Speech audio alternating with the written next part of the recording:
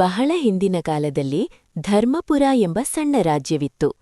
ಆ ರಾಜ್ಯದ ಹೊರವಲಯದಲ್ಲಿ ಗಂಗಮ್ಮ ಎಂಬ ವೃದ್ಧೆ ವಾಸಿಸುತ್ತಿದ್ದಳು. ಆಕೆ ಬಡವಳಾಗಿದ್ರೂ ಮನಸ್ಸು ತುಂಬ ಪವಿತ್ರವಾಗಿತ್ತು.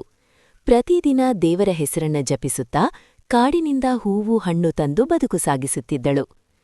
ಒಂದು ದಿನ ಕಾಡಿನಲ್ಲಿ ಆಕೆ ಅಳುತ್ತಿರುವ ಒಂದು ಕಾಡುಕೋತಿಯನ್ನು ಕಂಡಳು.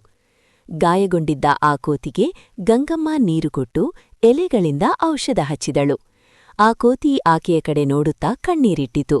ಅದಿನಿಂದರ ಪ್ರತಿದಿನ ಅದು ಗಂಗಮ್ಮನ ಮನೆಗೆ ಬಂದು ಆಕೆಗೆ ಸಹಾಯ ಮಾಡತೊಡಗಿತು. ಒಂದು ರಾತ್ರಿ ಆ ಕೋತಿ ಮನುಷ್ಯನಂತೆ ಮಾತನಾಡಿತು. ಅಮ್ಮ, ನಾನು ಸಾಮಾನ್ಯ ಕೋತಿಯಲ್ಲ, ನಾನು ಶಾಪಗ್ರಸ್ತ ರಾಜಕುಮಾರ. ನಿನ್ನ ಸೇವೆಯಿಂದ ನನ್ನ ಶಾಪದ ಬಂಧನ ಸಡಿಲವಾಗಿದೆ. ಗಂಗಮ್ಮ ಬೆಚ್ಚಿಬಿದ್ರೂ ಅವನನ್ನು ಮಗನಂತೆ ಅಪ್ಪಿಕೊಂಡಳು. ಕೆಲ ದಿನಗಳ ನಂತರ ಆ ರಾಜಕುಮಾರನು, ಅಮ್ಮ, ರಾಜನ ಮಗಳೊಂದಿಗೆ ನನ್ನ ವಿವಾಹ ನಡೆದರೆ ಶಾಪ ಸಂಪೂರ್ಣ ಮುಕ್ತವಾಗುತ್ತದೆ ಎಂದು ಬೇಡಿಕೊಂಡನು. ರಾಜನು ಮೊದಲಿಗೆ ಕೋಪಗೊಂಡರೂ ಒಂದು ಅಸಾಧ್ಯ ಷರತ್ತು ಇಟ್ಟನು.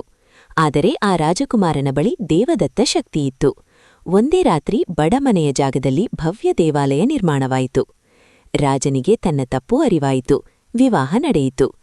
ವಿವಾಹದ ರಾತ್ರಿ ಶಾಪ ಸಂಪೂರ್ಣವಾಗಿ ಮುರಿದು ಕೋತಿ ಸುಂದರ ರಾಜಕುಮಾರನಾಗಿ ಪರಿವರ್ತಿತನಾದನು. ರಾಜ್ಯದಲ್ಲಿ ಶಾಂತಿ ನೆಲೆಸಿತು.